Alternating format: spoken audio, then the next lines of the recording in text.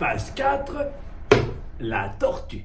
La tortue, c'est très simple, c'est la phase du sommeil qui va nous amener vers la 5e, une sorte d'antichambre. C'est la phase notamment pour ceux qui ont des troubles où ça ne se passe pas très bien.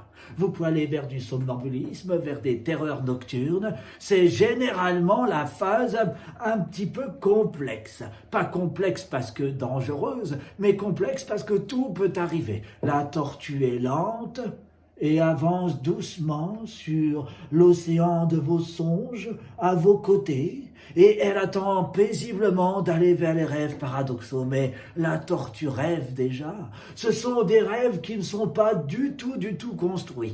Imaginez une rivière avec des milliers d'informations, d'images, de sensations, comme une banque de données passante qui ne s'arrête jamais. Eh bien, la tortue va nager paisiblement dedans, sans trop savoir ce qu'elle perçoit ou ce qu'elle voit. Elle se laisse porter par le mouvement. La tortue, dans la 4e phase du sommeil, vous emmène dans une sorte de rêve surréaliste à la Salvador Dali. Oh, c'est fou, non?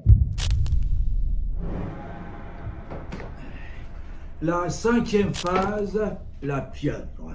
Sur cette illustration du créatif, vous voyez que la pieuvre prend toute la place. C'est même elle qui est en train de bercer l'enfant que vous êtes et qui dort.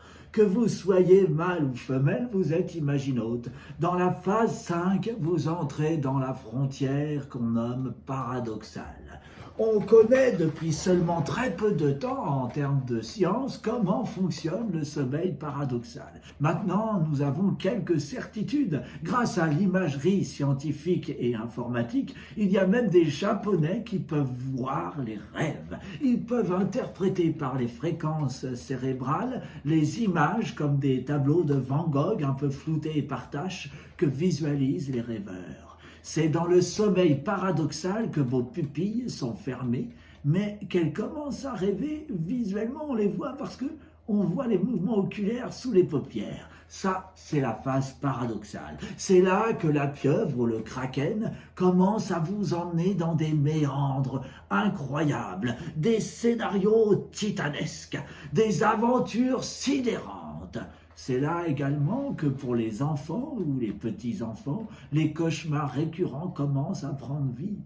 Sachez tout simplement, et pour commencer, que cette phase-là est la plus importante pour cette formation. C'est au creux de la mécanique de la phase paradoxale que se cachent les mécaniques de l'imaginarium. Si vous arrivez à comprendre comment fonctionne le sommeil paradoxal, vous pourrez le réinterpréter dans la journée. Utilisez les mêmes stratégies qu'utilise votre cerveau pendant la nuit. Il y a notamment la volonté dans cette phase-là de purger les émotions. Et là, nous allons parler des jumelles, les amygdales cérébrales, qui sont tout à fait au cœur de votre cerveau. Ces jumelles amygdales cérébrales sont le siège de plein de choses, mais notamment de vos émotions. Et les émotions, vous le savez tout comme moi, elles sont prégnantes dans la journée. Vous pouvez ressentir des émotions de vous-même, mais également des autres, ou vous identifier à une situation dans un livre ou dans un film, et ces émotions-là, vous les avez ressentis. On appelle cela l'empathie, mais également c'est lié à vos neurones miroirs. Ce que ressent quelqu'un, par empathie, vous le ressentez. Imaginez un immense tas d'émotions qui débordent. Imaginez, je ne sais pas, une sorte de bassin où on se nettoie les pieds, vous voyez, avant d'aller dans la piscine. Eh bien, ce bassin est rempli d'émotions que vous ne contrôlez pas. Pour un enfant, imaginez comme cela peut être perturbant. Alors, les hippocampes vont donner des informations perçues dans les journées et les amygdales cérébrales vont solliciter la pieuvre pour créer un rêve. Le rêve va permettre de purger ces émotions-là, juste de les réinterpréter pour qu'elles évacuent et qu'elles ne restent pas traumatisantes à créer des névroses ou des violettes. Le rêve paradoxal est donc extrêmement important. Par rapport aux enfants ou aux petits-enfants, lorsqu'ils font des cauchemars, la clé est simple, il faut les féliciter. Un enfant qui fait un cauchemar, c'est une émotion qu'il a purgée et qu'il n'arrivait pas à contrôler. La nuit sert à cela et les cauchemars sont là pour vous sauver la vie. Ah oui, je pense que ça peut être étonnant pour vous, mais c'est une réalité. Autre fait très important pendant le sommeil paradoxal. Il est possible, je dis bien possible, que vous appreniez avec le temps à contrôler vos rêves, ou en tout cas à avoir conscience que vous êtes dans un rêve. Et là, ça change tout.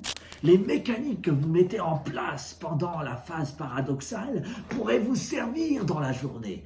Durant toute la formation que nous allons vivre dans Yuyai, je vais vous expliquer concrètement comment mélanger les arcanes du jour et les arcanes de la nuit. La nuit est magique, elle ne berce pas que votre sommeil, les règles y sont différentes. Vous êtes-vous déjà promené la nuit sous la lune ? Les frontières de la pieuvre de la 5e phase du sommeil s'arrêtent à la 6e. C'est simple, sa frontière, c'est l'éveil. Alors parfois, elle pousse les murs, elle essaye de faire en sorte de vous faire revivre plusieurs fois la fin de votre rêve. Et dans les frontières de l'éveil, essaye encore d'avoir des tentacules qui vont jusque dans le réel. Parfois, vous vous souvenez d'un rêve et c'est une tentacule qui a réussi à passer dans votre éveil. J'appelle cela la 6e phase du sommeil et c'est très concrètement la phase de l'éveil. C'est là où la fée Clochette se rappelle à vous pour vous dire qu'elle vous aimera pour toujours. Ce moment magique entre le rêve et l'éveil, un pays imaginaire où tout est possible, où votre inconscient et votre conscient peuvent communiquer. Lorsque vous vous souvenez d'un rêve, votre inconscient vous envoie un message. L'ensemble de la population de votre cerveau essaye de communiquer avec vous. Parfois, ça n'est pas pour vous. Dans cette 6e phase du sommeil, l'éveil, vous vous souvenez d'un rêve qui concernait quelqu'un que vous connaissez. Je vous donne un conseil, appelez-le et dites-lui. Peut-être que votre cerveau a tout simplement conçu et créé une solution pour cet ami, pour cette personne que vous connaissez. Et cette solution, peut-être que cet ami la cherche depuis des années. Imaginez votre cerveau comme un immense et méga ordinateur, non pas comme une tablette tactile à la mode, non, comme l'ordinateur ultime, comme celui qui peut résoudre toutes les questions, même le secret de l'univers, qui n'est pas 42. Non, je vous parle vraiment des secrets de l'univers.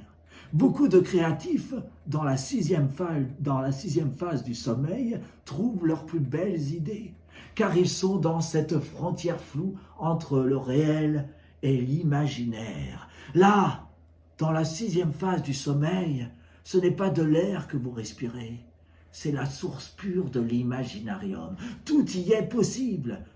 Comme je le disais, à l'intérieur de votre crâne, tout le monde essaye de communiquer. C'est là où vous pouvez faire des tables rondes pour échanger tout ce que vous voulez échanger. Prenez conscience que dans cette phase de réveil, comme dans la phase de l'endormissement, il est possible de communiquer à l'état pur avec votre cerveau et avec votre corps. La 6e phase du sommeil, c'est l'entrée directe vers l'imaginarium.